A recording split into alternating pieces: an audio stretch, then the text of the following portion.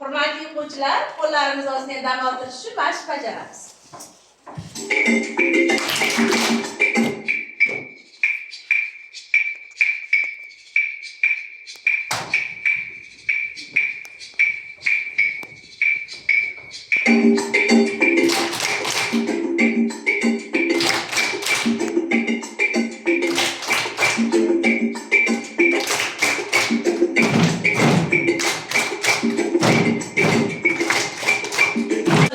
Bugun darsimiz ona tili darsi. Sizga metodik o'tkazamiz. Sizlarni bilimlaringizni sinab ko'rmoqchiman. Qani kim doskaga chiqadi? Xo'p, Otabek, Zafar, Hilola, Sabina.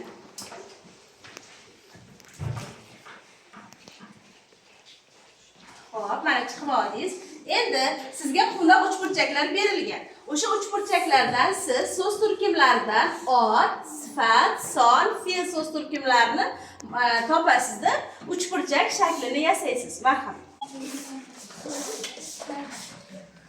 Malades, Zafar. Barakalla. Barakalla. Barakalla, Otabek. Sabrina, malades. Mana barchamiz bo'ldik. Endi navbatdagi o'quvchilarimiz boyagi metodikamizni ikkinchi shartini bajarishadi. Endi sizlarga ranglarni bo'lib beraman. O'sha ranglarni olib siz to'rtburchak shaklini bajarasiz. Senga sariq, qizil, ko'k, yashil. Boshladi.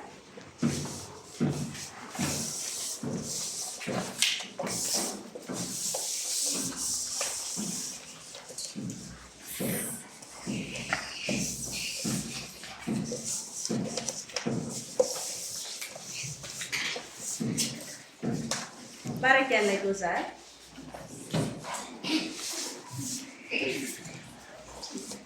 Malades, Sabrina. Bu yoqqa turib olamiz.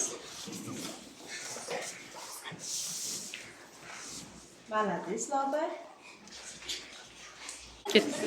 Endi navbatdagi o'quvchilarimiz mana shu ranglarda ishtirok etgan so'zlardan gaplar hosil qilamiz. Tushundingizmi?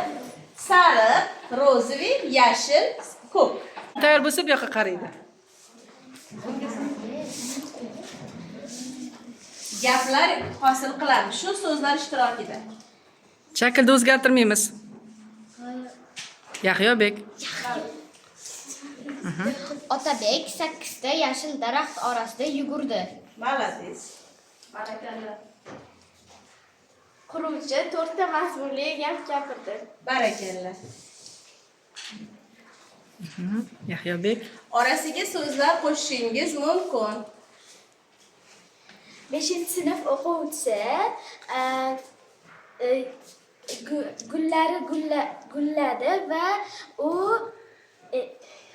O'ylab oling.